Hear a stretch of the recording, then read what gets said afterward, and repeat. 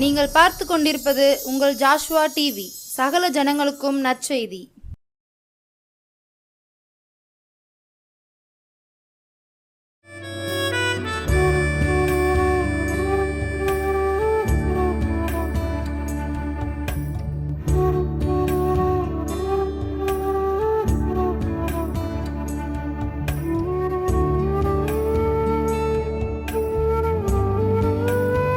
ஆண்டவராகிய இயேசு கிறிஸ்து நாமத்தினாலே உங்கள் யாவருக்கும் என் அன்பின் வாழ்த்துக்களையும் நன்றிகளையும் தெரிவிக்கிறேன்.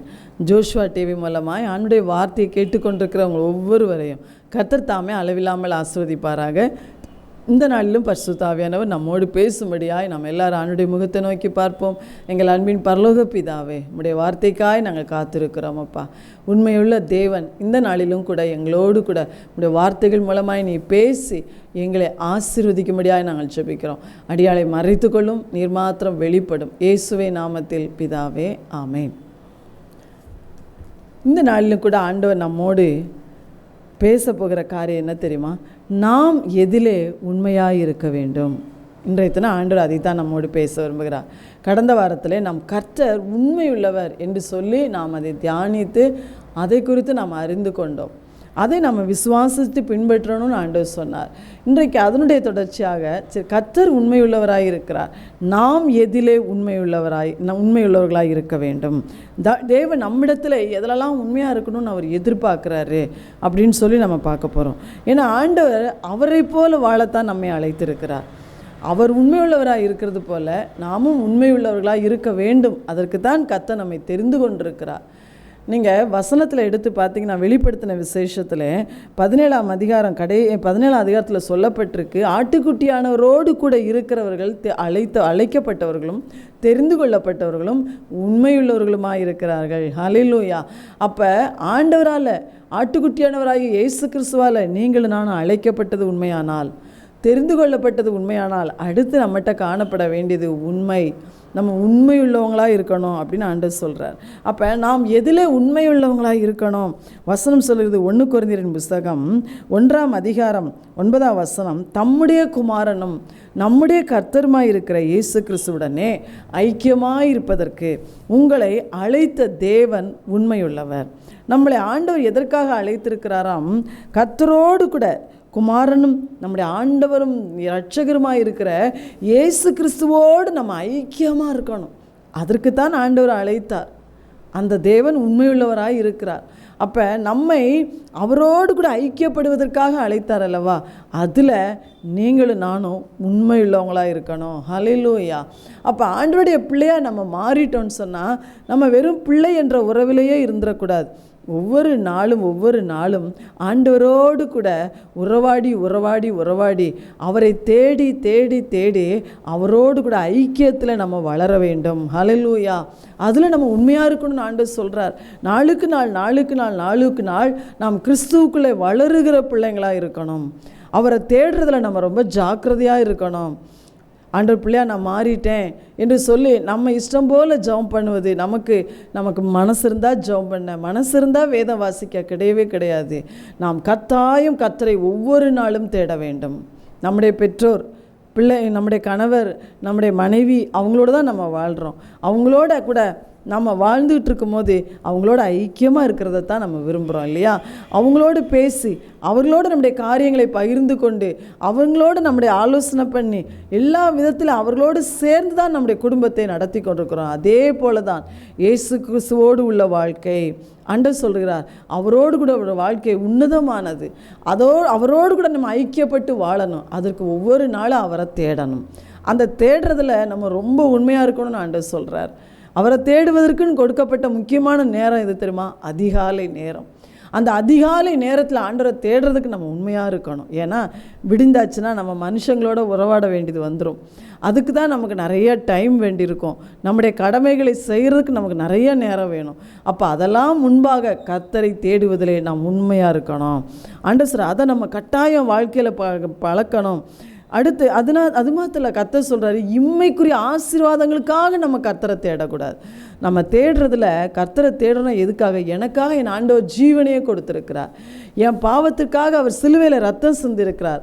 எனக்கு பாவ மன்னிப்பை தந்தார். அது மாத்திரம் இல்லை, இந்த உலக வாழ்க்கையில் என்னோடு கூட இருந்து என்னை நடத்தி கடைசியில் என்றென்றைக்கும் அழியாத ஒரு நித்திய ஜீவனை எனக்கு அவர் தரப்போகிறார். ஹல்லேலூயா. அதற்காக நான் ஒவ்வொரு நாளும் அவரை தேடணும். என் சுகத்துக்காக, எனக்கு இருக்கிற கடன் பிரச்சனை மாறுறதுக்காக, என் பிள்ளைங்க கல்யாணத்துக்காக, இல்லையா, என்னுடைய வாழ்க்கையின் வருமானத்துக்காக, இதற்காக மாத்திர இயேசுவை தேடக்கூடாது.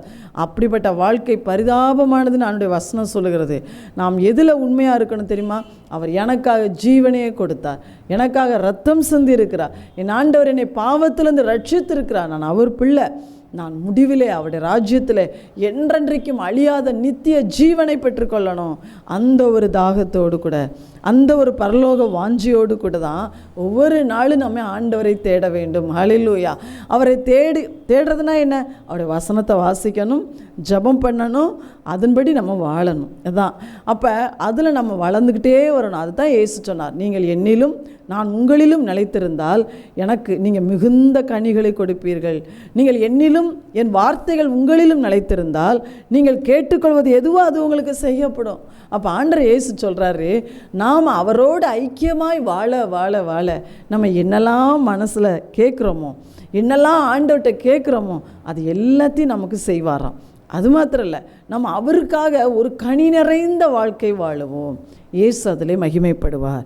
அப்போ இதில் நம்ம உண்மையாக இருக்கிறோமா? யோசித்து பாருங்கள். இதில் நம்ம முதலாவது உண்மையாக இருக்கணும். ரெண்டாவது 2 தீமோத்தேயின் புத்தகம் 2ஆம் அதிகாரம் 12ஆம் வசனம் 13ஆம் வசனம். 2 தீமோத்தேயு 2ஆம் அதிகாரம் 12ஆம் வசனம் 13ஆம் வசனத்தில் சொல்லியிருக்கு, அவரோடு கூட பாடுகளை சகித்தோமானால் அவரோடு கூட ஆளுகையும் செய்வோம். அவரை நாம் மறுதலித்தால் அவரும் நம்மை மறுதலிப்பார். நாம் உண்மை இல்லாதவர்களாக இருந்தாலும் அவர் உண்மையுள்ளவராக இருக்கிறார். அவர் தம்மை தாம் மறுதலிக்க மாட்டார். அடுத்த ஆண்டவர் சொல்கிறார், என் நாமத்துக்காக உங்களுக்கு என்ன பாடுகள் வந்தாலும் நீங்கள் அதை சகிக்கணும். அதில் நீங்கள் உண்மையாக இருக்கணும். உண்மையாக இருக்கணும்னா என்ன? அதில் நம்ம வைராக்கியமாக இருக்கணும். அதில் கர்த்தருக்காக நம்ம வைராக்கியமாக, ஆண்டவருக்காக என்று சொல்லி நம்ம தைரியமாக நிற்கணும், வைராக்கியமாக நிற்கணும். அவர் அந்த இயேசுவின் நாமத்தினால எனக்கு பாடுகள் வருதுன்னு சொல்லி நான் ஜெபம் பண்ணேன், நான் வேதத்தை வாசிக்க ஆரம்பித்தேன், நான் ஆலயத்துக்கு வர ஆரம்பித்தேன், எனக்கு வீட்டுக்குள்ளே பிரச்சனை, எனக்கு குடும்பத்தில் சமுதாயத்தில் பிரச்சனை, அதனால் எல்லாத்தையும் நிறுத்திட்டேன் என்று சொல்வீங்கன்னா நீங்கள் இயேசுவை மறுதலிக்கிறீர்கள் என்ற அர்த்தம். ஆண்டவர் சொல்கிறார், இயேசுவின் நாமத்துக்காக, அவரை நாம் பற்றி கொள்வதற்காக என்ன பாடு வந்தாலும் நாம் அதை பொறுமையாய் சகித்து கொள்வோம் என்றால் உண்மையுள்ள தேவன் நம்ம கூட நிற்பார். ஹல்லேலூயா. நம்மளை ஒரு நாள் அவர் கைவிட மாட்டார். நம்ம விட்டு அவர் விலகவே மாட்டார். அவர் நம்ம கூட நின்று அந்த பாடுகளிலே நமக்கு ஜெயம் கொடுப்பார். நீதிமானுக்கு வரும் துன்பங்கள் அநேகமாக இருக்கும், ஆனாலும் அவைகள் எல்லாவற்றிலும் நின்று அவனை விடுவிப்பார். அதை விட்டுட்டு ஆண்டவர் சொல்கிறாரு, நீ என்னை விட்டு பின்வாங்கினன்னு சொன்னா யாத்துமா உன் மேலே பிரியமாயிராது, நீ என்னை மறுதலிக்கிறவனாயிருப்பாய். அப்போ கர்த்தரை ஒரு தடவை நம்ம பற்றி கொண்டோம், ஒரு தடவை அவரை பின்பற்ற ஆரம்பிச்சிட்டோன்னு சொன்னால் வாழ்க்கையின் கடைசி வரை, நம்முடைய மூச்சு முடிகிற வரை, மரணம் வரும் வரை, நாம் கர்த்தரை சந்திக்கும் அந்த நாள் வரும் வரை இயேசுவை உறுதியாய் பின்பற்றணும். பாடுகளில் பாடு வருது, எனக்கு பிரச்சனை வருது, எனக்கு நெருக்கம் ஜாஸ்தியாகுதுன்னு சொல்லி ஜபத்தை விட்டுறக்கூடாது, வேத வசனத்தை விட்டுறக்கூடாது, விசுவாசத்தை விட்டுறக்கூடாது. அதிலெல்லாம் நம்ம உண்மையாக இருந்து சகிப்போம் என்றால் கர்த்தர் சொல்கிறார், நீ என்னோடு கூட ஆளுகை செய்வாய். ஹல்லேலூயா. அந்த அவருடைய ராஜ்யத்தில் நாம் அவரோடு கூட சேர்ந்து என்ன செய்வோமா? ஆளுகை செய்யும்படியாய் தேவன் நம்மை ஆசீர்வதிப்பார். நம்மளை அவர் ஒரு நாள் மறுதலிக்கவே மாட்டார்.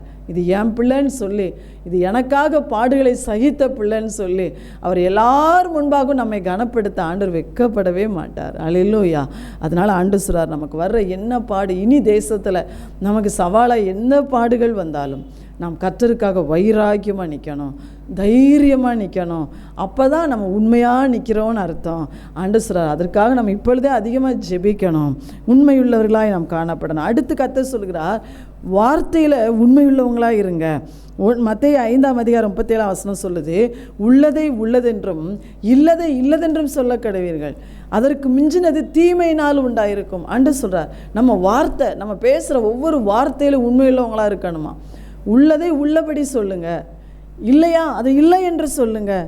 உள்ளது இருக்குது அப்படின்னா அதை இருக்குன்னு சொல்லுங்கள், இல்லை என்றால் இல்லை என்று சொல்லுங்கள். இதற்கு மிஞ்சி நீ கூட்டியும் பேச வேண்டாம், நீ குறைத்தும் பேச வேண்டாம், நீ பொய்யாக இல்லாத ஒன்றையும் பேச வேண்டாம். கர்த்தர் சொல்கிறார், இதற்கு மிஞ்சி நீ என்ன பேசினாலும் அது தீமை தான். நம்முடைய வாழ்க்கையில், நம்முடைய வார்த்தையில் எப்படி உண்மையாக இருக்கிறோம் யோசித்து பாருங்கள். மனிதர்களோடு தினம் நம்ம பேசுகிறோம், குடும்பத்தில் கணவர் மனைவி பிள்ளைங்க, நம்முடைய வேலை ஸ்தலம், நம்முடைய தொழில் ஸ்தலம், நம்முடைய ஊழிய ஸ்தலம், இப்படி ஏராளமான காரியங்கள் உண்மையாக பேசுகிறோம். நம்ம பேசுகிற வார்த்தையில் உண்மை இருக்கா யோசித்து பாருங்கள். பொய் உதடுகள் கர்த்தருக்கு அருவருப்பானது, உண்மையாய் நடக்கிறவர்களோ கர்த்தருக்கு பிரியம் என்று நீதிமொழிகள் 12:22 சொல்லப்பட்டிருக்கு. ஆண்டவர் சொல்கிறார், உங்கள் வார்த்தையில் நீங்கள் உண்மையுள்ளவர்களாக இருக்க வேண்டும். ஹல்லேலூயா, ஹல்லேலூயா. ஒருவேளை அதில் பொய்யான காரியங்கள் நம்ம வாழ்க்கையில் இருக்கா, இன்றைக்கே நம்மளோட வாழ்க்கையை அதுக்கு அர்ப்பணிச்சிருவோம். ஆண்டவரே, உண்மையுள்ள ஒரு இருதயத்தை எனக்கு தாரும். உண்மையை தவிர வேறு எதுவுமே நான் என்ன செய்யக்கூடாது, பேசக்கூடாது, பேச தெரியக்கூடாது. ஒருவேளை இந்த இடத்துல நான் உண்மையை சொல்ல முடியாது, சொன்னால் அவ்வளோதான்னா, அதற்கு மாற்றாக தேவன் எப்படி நம்மளை அந்த இடத்தை அந்த சூழ்நிலையை சமாளிக்க ஆண்டவர் நமக்கு சரியான ஞானத்தை தருவார். ஒன்று பேசாமல் இருக்க கடந்து போக செய்வார், இல்லாவிட்டால் அதை சரியான விதத்தில் ஞானமாய் கையாள ஆண்டவர் நமக்கு உதவி செய்வார். ஹல்லேலூயா. ஆனால் நாம் என் வார்த்தையில் உண்மையாக இருக்கணும்னு சொல்லி அதற்கு ஒப்பு கொடுக்கணும். அடுத்த ஆண்டவர் சொல்லுகிறார், உங்கள் குடும்ப உறவுகளில் உண்மையாக இருங்க. எபிரேயர் 3:4 குடும்ப உறவு என்பது தேவனால் ஏற்படுத்தப்பட்ட அருமையான ஒரு புனிதமான ஒரு உறவு. அந்த இதில் ஆண்டவர் வசனம் சொல்லுது பாருங்கள், எபிரேயர் 13:4 விவாகம் யாவருக்குள்ளும் கனமுள்ளதாயும் விவாக மஞ்சம் அசுசிப்படாததையுமாயும் இருப்பதாக, வேசி கள்ளரையும் விபச்சாரக்காரரையும் தேவன் நியாயம் தீர்ப்பார். ஒவ்வொருத்தர் வாழ்க்கையிலும் திருமண வாழ்க்கைக்குள்ளே வரும்போது ஆண்டவர் சொல்கிறார், அது ஒரு கனமுள்ளது. திருமணம் வாழ்க்கை என்பது கனமுள்ளது. அது அந்த திருமண வாழ்க்கை ஒரு நாள் அசுசிப்படவே கூடாது, அது அசுத்தப்படவே கூடாது அப்படின்னு கர்த்தர் சொல்லுகிறார். அதில் நம்ம உண்மையாக இருக்கணும், அந்த உறவிலே நம்ம உண்மையாக இருக்கணும்னு சொல்கிறார். அதற்கு மாறாக பேசிக்கலராக இருந்தோம் என்றால், விபச்சாரக்காரராக இருந்தோம் என்றால் தேவன் நம்மை நியாயம் தீர்ப்பேன் என்று வசனம் சொல்லுகிறது. அப்போ நம்ம கர்த்தருடைய ஆலயத்தில் தான் விவாகத்தை செய்கிறோம். ஆணுடைய பிள்ளைங்க தேவனுக்கு முன்பாக ஒப்பந்தம் செய்தான் விவாகம் பண்ணுகிறோம். என்ன ஒப்பந்தம் பண்ணுறோம் சொல்லுங்கள்? வாழ்விலும் தாழ்விலும் சுகத்திலும் துக்கத்திலும் இல்லையா, இன்னும் நிறைய சொல்லி, மரணம் நம்மை பிரிக்கும் அளவும் உனக்கு நான் மனைவியாக இருப்பேன், உனக்கு நான் கணவனாக இருப்பேன், பிறர் முகம் பார்க்க மாட்டேன் நாங்கள் வாக்கு கொடுக்குறோம் இல்லையா. அந்த வார்த்தையில் நாம் உண்மையுள்ளவங்களாக இருக்கணும். ஹல்லேலூயா. இன்றைக்கி எத்தனையோ பேர் இதில் தவறுறதை நம்ம கேள்விப்படுகிறோம். கர்த்தருடைய பிள்ளைகள், கர்த்தருடைய ஊழியன்னு சொல்கிறவங்க கூட தவறுறதை கேள்விப்படுறோம். ஆனால் கர்த்தர் சொல்கிறார், உங்களை என்னையும் பார்த்து நாம் நம்முடைய குடும்ப உறவிலே கர்த்தருக்கு முன்பாய் உண்மையாக இருக்கணும். வேசித்தனம் நமக்குள்ளே வந்துடக்கூடாது, விபச்சாரம் நமக்குள் வந்துடக்கூடாது. அப்படிப்பட்ட தீமையை அருவருப்பை நாம் செய்வோம் என்றால் கர்த்தர் சொல்லுகிறார், கர்த்தர் அதை நியாயம் தீர்ப்பார். அப்போ குடும்ப உறவுகளிலே நாம் உண்மை உள்ளவங்களாக இருக்கணும்னு ஆண்டவர் சொல்கிறார். அடுத்து பார்த்திங்கன்னா, நாம் செய்யும் வேலைகள், நாம் செய்யும் தொழில் வியாபாரம் எதுவாக இருந்தாலும் கர்த்தர் சொல்கிறார், அதில் நீங்கள் உண்மையாக இருங்க. அதுக்கு வசனம் நீதிமொழிகளின் புத்தகம் 11 நீதிமொழிகள் 11 1 சொல்லியிருக்கு, கள்ள தராசு கர்த்தருக்கு அருவருப்பானது, சுமுத்திரையான நிறைக்கல்லோ அவருக்கு பிரியம். கள்ள தராசு இல்லையா, நம்ம வியாபாரம் பண்ணுறவங்க, பலசர கடை வைத்திருக்கிறவங்க தராசு வச்சுருப்பாங்க. அந்த தராசு, கள்ள தராசு கர்த்தருக்கு அருவருப்பானது. எடை சுமுத்திரையான நிறைக்கல்லோ, சரியான நிறைக்கல்லாக இருக்கும் என்றால், அந்த எடை சரியானதாக இருக்கும் என்றால், நிறைய பேர் சிலர்லாம் அதில் ஏமாற்றுத்தனம் பண்ணுவாங்க, நம்ம அதை இப்போ கேள்விப்பட்டிருக்கோம். நிறைக்கல்லோ அவருக்கு பிரியம். அப்போ ஆண்டவர் சொல்றார், நீங்கள் சொல்கிற வேலை எல்லாம், நீங்கள் செய்கிற வேலை, நீங்கள் செய்கிற தொழில், நீங்கள் செய்கிற வியாபாரங்கள், அல்லாவிட்டால் விவசாயங்கள், உங்கள் வருமானத்துக்காக நீங்கள் என்ன செய்தாலும் அதிலே உண்மை இருக்க வேண்டும் என்று கர்த்தர் சொல்லுகிறார். ஹல்லேலூயா. அப்போ கள்ள தராசுன்னு சொன்ன மாதிரி எல்லாரும் தராசு பிடிச்சி வேலை பார்க்குறதில்ல. ஆனால் ஆண்டவர் சொல்கிறாரு, நம்முடைய செய்கிற தொழிலிலே வருமானத்துக்காக நாம் செய்கிற எந்த காரியமாக இருந்தாலும் அதிலே கள்ளத்தனம் இருக்கும் என்றால் கர்த்தர் சொல்லுகிறார் அது தேவனுக்கு முன்பாய் அருவருப்பானது. அப்போ கர்த்தருடைய பிள்ளைங்க நம்முடைய வேலையிலே, நம்முடைய தொழிலிலே, நாம் செய்கிற நமக்கு தேடுற வருமானத்தின் காரியங்களிலே, கொடுக்கல் வாங்கல் எல்லாவற்றிலும் நாம் உண்மையுள்ளவங்களாக இருக்கணும் அப்படின்னு ஆண்டவர் சொல்கிறாரு. ஹல்லேலூயா. அடுத்து ஆண்டவர் சொல்கிறாரு, மல்கியா 3ஆம் அதிகாரம் 8வது வசனத்தில், மல்கியா 3ஆம் அதிகாரம் 8ஆம் வசனத்தில் பார்த்தீங்கன்னா வசனம் சொல்லுகிறது, மனுஷன் தேவனை வஞ்சிக்கலாமா? நீங்களோ என்னை வஞ்சிக்கிறீர்கள். எதிலே உம்மை வஞ்சித்தோம் என்கிறீர்கள். தசம பாகத்திலும் காணிக்கைகளிலும் தானே நீங்கள் சபிக்கப்பட்டவர்கள். ஜனத்தராகிய நீங்கள் எல்லாரும் என்னை வஞ்சித்தீர்கள் அப்படின்னு ஆண்டவர் சொல்கிறார். அடுத்து கர்த்தர் சொல்கிறாரு, கர்த்தருக்கு கொடுப்பதில் நாம் உண்மையுள்ளவங்களாக இருக்கணும். அந்த வசனம் எப்படி ஆரம்பிக்கிறது பாருங்கள். மனுஷன் தேவனை வஞ்சிக்கலாமா அப்படின்னு ஆண்டவர் கேள்வி கேட்குறார். உடனே ஜனங்கள் சொல்கிறாங்க, நாங்கள் எதனால் தேவனை வஞ்சித்தோம்? நாங்கள் தேவனை ஏமாற்றினோமா? நாங்கள் ஆண்டவரை கொள்ளையடித்தோமா அப்படின்னு கேட்குறாங்க. அப்போ ஆண்டவர் சொல்கிறாரு, எதனால் நான் உங்களை வஞ்சித்தேன் நீங்கள் கேட்குறீங்க? என்னுடைய தசம பாகத்திலும் காணிக்கைகளிலும் தானே. கர்த்தர் நம்ம கொடுக்குற வருமானத்தில் நாம் தசம பாகத்தை தேவனுக்கு செலுத்த வேண்டும். அது மாத்திரம் இல்லை, அவருக்கென்று நம்முடைய வருமானங்கள்லேருந்து காணிக்கைகளை செலுத்த வேண்டும். இதில் நம்ம உண்மையாக இருக்கணும்னு ஆண்டவர் சொல்லுகிறார். கர்த்தருக்குன்னு கொடுக்க வேண்டிய காரியத்தை நாம் நமக்கென்று, ஐயோ எனக்கு இந்த செலவுக்கு வேணுமே, எனக்கு இன்னும் எவ்வளோ பிரச்சனை இருக்குது, எனக்கு இன்னும் எவ்வளோ கடன் இருக்குது, எனக்கு இன்னும் எவ்வளோ தேவை இருக்குது அப்படின்னு சொல்லி கர்த்தருக்கு கொடுக்க மனம் இல்லாமல், அவருக்கு கொடுக்க வேண்டியது அவருக்கு செலுத்த மனம் இல்லாமல் அதை நீங்களே அனுபவிப்பீர்கள் என்றால் ஆண்டவர் சொல்கிறார், அது கர்த்தரை நாம் ஏமாற்றுகிறோம், அல்லாவிட்டால் கர்த்தருடைய பணத்தை நாம் கொள்ளையடிக்கிறோம் என்று அர்த்தம். அப்போ ஆண்டவர் சொல்லுகிறாரு, அவருடைய தசம பாகத்திலும் அவருக்கு கொடுக்கிற காணிக்கையிலும் எல்லாவற்றிலும் நம்ம உண்மையுள்ளவங்களாக இருக்கணும். ஹல்லேலூயா. இது எல்லா விதத்திலும் அது பொருந்தும். தேவனுடைய காணிக்கையை ஒருபோதும் நம்முடைய சுயநலத்துக்காக நாம் எடுத்து விடவே கூடாது. ஒருவேளை கர்த்தர் அதில் சொல்கிறார், நீங்கள் காணிக்கையை நீங்கள் உண்மையாக எனக்கு தசம பாகத்தை செலுத்தி பாருங்கள். 10ஆம் வசனத்தில் சொல்கிறாரு, நான் உங்களை ஆசீர்வாதத்தை உங்கள் வானத்தின் பலகணிகளை திறந்து உங்கள் இடங்கொள்ளாமற் போக மட்டும் உங்களை ஆசீர்வதிக்கிறேனா இல்லையான்னு என்னை சோதிச்சு பாருங்கள் அப்படின்னு ஆண்டவர் சொல்கிறார். அப்போ ஆண்டவர் சொன்னது தானே, அவர் உண்மையுள்ளவர். கர்த்தருக்கு கொடுக்கறதுல நம்ம உண்மையாக இருப்போம். கடைசி ஆண்டவர் சொல்கிறார், அவர் நம்ம கொடுக்குற பொறுப்புகளில் நம்ம உண்மையாக இருக்கணும்.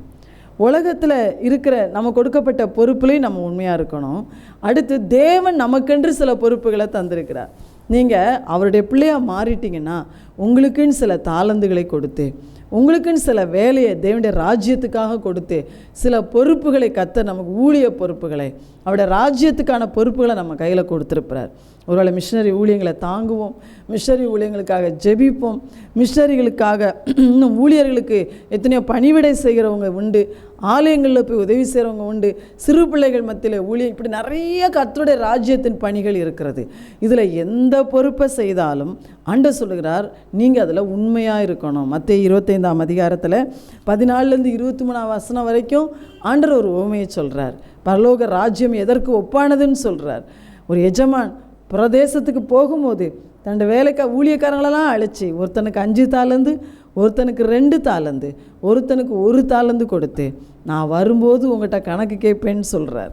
அப்போ அந்த எஜமான் ஊருக்கு போயிட்டு பல மாதங்கள் கழித்து அவர் திரும்பி வரும்போது 5 தாளந்து உள்ளவன் எப்படி உண்மை உள்ளவனாக இருந்தான் தெரியுமா? 5ஐ வைத்து வேறு 5 தாளந்தை சம்பாதித்தான். 2 தாளந்து உள்ளவன் எப்படி உண்மையாக இருந்தான்? 2ஐ வைத்து வேறு 2 தாளந்தை சம்பாதித்தான். இவங்க 2 பேரையும் பார்த்து ஆண்டவர் சொல்கிறாரு, உண்மையும் உத்தமுள்ள ஊழியக்காரனே, எனக்கு நீ உண்மையாக இருந்தாய், உன்கிட்ட நான் கொஞ்சம் பொறுப்பை தான் கொடுத்தேன், ஆனால் நீ அதில் உண்மையாக இருந்தாய், உன் எஜமானுடைய சந்தோஷத்துக்குள்ளே நீ பிரவேசி, உன்னை அநேகத்துக்கு நான் அதிகாரி ஆக்குறேன்னு சொன்னார். ஆனால் அந்த 1 தாளந்துக்காரன் உண்மை இல்லை என்று கர்த்தர் அவனை புறம்பான இருளிலே தள்ளி போட சொல்கிறார். ஏன் தெரியுமா? அவர் கொடுத்த பொறுப்பை அவன் செய்யவே இல்லை, அவர் கொடுத்த தாளந்தை அவன் பயன்படுத்தவே இல்லை. அவன் அப்படியே தன்னிடத்தில் வைத்திருந்து அதை புதைத்து வைத்திருந்தான். ஆண்டவர் வரும்போது அதை கொஞ்சம் அதை வைத்து ஒன்றுமே செய்யாமல், ஆண்டவருக்காக எதையுமே அதை பயன்படுத்தாமல் அப்படியே அந்த ஒன்றை கொண்டு போய் கொடுத்தான். கர்த்தர் அவனை உண்மையற்றவன் என்று சொல்லி புறம்பான இருளிலே தள்ளி போடுங்கள் என்று சொன்னார். அப்போ ஆண்டவர் இன்னைக்கு சொல்கிறாரு, அவர் நமக்கு என்ன பொறுப்பு கொடுத்துருக்கிறாரு யோசித்து பாருங்கள். இதை கேட்டுக்கொண்டிருக்கிற உங்களுக்கு என்னென்ன பொறுப்புகள் கர்த்தர் கொடுத்துருக்கிறார். ஒருவேளை தேசத்துக்காக நீங்கள் மன்றாடுறவங்களாக இருக்கலாம், சுவிசேஷத்தை அறிவிக்கிறவங்களாக இருக்கலாம் இல்லையா. எல்லாருக்குமே அந்த பொறுப்புகள்லாம் உண்டு. சிலருக்கு அதை ஸ்பெஷலாக தேவன் அந்த அபிஷேகத்தை அந்த கிருபைகளை தந்திருப்பார். ஆலோசனை சொல்கிற ஊழியமாக இருக்கலாம் இல்லையா, மற்றவர்களுக்கு ஏழை மக்களுக்கு உதவி செய்கிற ஊழியமாக இருக்கலாம், சிறைச்சாலை ஊழியமாக இருக்கலாம். பல பொறுப்புகளை பல விதத்தில் தேவன் ஒவ்வொருத்தருக்கும் ஒரு பொறுப்புகளை தந்திருப்பார். கர்த்தர் சொல்கிறார், அந்த பொறுப்பை நிறைவேற்றுவதில் உண்மையாக இருங்க. நான் உண்மையாக இருக்கும்போது கர்த்தருடைய வசனம் என்ன சொல்கிறது, உண்மையுள்ள மனுஷன் பரிபூர்ண ஆசீர்வாதங்களை பெறுவான். தேவன் இன்னைக்கு 7 காரியத்தை நமக்கு சொன்னார். இன்னும் நிறையா அவருடைய வார்த்தைகள் இருக்கும். இன்றைக்கு அவர் சொன்ன காரியம் இந்த 7 தான். இந்த 7 காரியத்திலும் அவரோடு ஐக்கியமாக இருப்பதில் உண்மையாக இருக்கணும், அவருக்காய் பாடுகளை சகித்து அவரை பின்பற்றுவதில் உண்மையாக இருக்கணும், வார்த்தையில் உண்மையாக இருக்கணும், குடும்ப உறவில் உண்மையாக இருக்கணும், நாம் செய்யும் வேலை தொழில் எல்லாவற்றிலும் உண்மையாக இருக்கணும், கர்த்தருக்கு கொடுக்கறதில் உண்மையாக இருக்கணும், கர்த்தர் நமக்கு கொடுத்த பொறுப்புகளில் நாம் உண்மையாக இருக்க வேண்டும். அப்பொழுது தேவன் உண்மையுள்ள மனுஷன் பரிபூர்ண ஆசீர்வாதத்தை பெறுவான். அது மாத்திரம் அல்ல, உண்மையுள்ள தேவன் அவருடைய ராஜ்யத்துக்குள்ளே சந்தோஷத்துக்குள்ளே நம்மை பிரவேசிக்க செய்வார். அந்த கிருபைக்காக ஆண்டோட சமூகத்தில் நம்மளை அர்ப்பணிப்போம். எங்கள் அன்பின் பரலோக பிதாவே, உம்மை நன்றியோடு ஸ்தோத்திரிக்கிறப்பா. உம்முடைய ஜனங்கள் நாங்கள் எதிலே உண்மையாக இருக்க வேண்டும் என்று எங்களோடு நீங்கள் பேசுனீங்கப்பா. இந்த வார்த்தைக்காய் ஸ்தோத்திரம். இதை கேட்ட எங்கள் ஒவ்வொருவர் வாழ்க்கையிலும் இந்த எல்லா விஷயத்தில் உண்மை காணப்படட்டும், பரிசுத்தம் காணப்படட்டும், நீதி காணப்படட்டும். ஆண்டவரை, இதில் நாங்கள் எதில் தவறு இருந்தாலும் எங்களை நீ சீர்படுத்தும், எங்களை நீ பரிசுத்தப்படுத்தும், உண்மையாய் வாழ எங்களுக்கு உதவி செய்யும். அந்த ஆசீர்வாதங்களை பெற்றுக்கொள்ள எங்களுக்கு கிருபை தாரும். நீர் அப்படி செய்வதற்காய் நன்றி. இயேசுவின் நாமத்தில் பிதாவே, ஆமென்.